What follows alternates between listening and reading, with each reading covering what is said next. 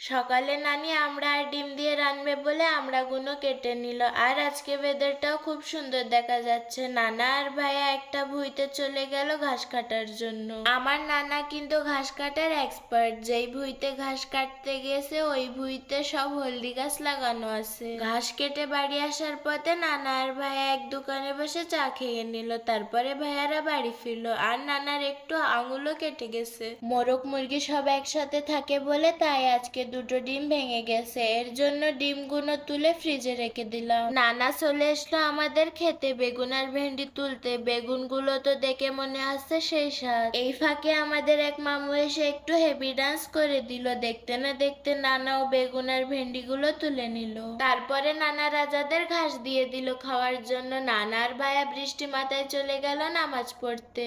আজকে মসজিদে মিলাদ দিচ্ছে তাই নানা আর ভাইয়া খিচুড়ি নিয়ে চলে এসলো। নানা বসে খেয়ে নিল, নানিও বসে খেয়ে নিল। শেষ আমি আর ভাইয়াও খেয়ে নিলাম। আর খিচুড়িটাও সেই লাগছে।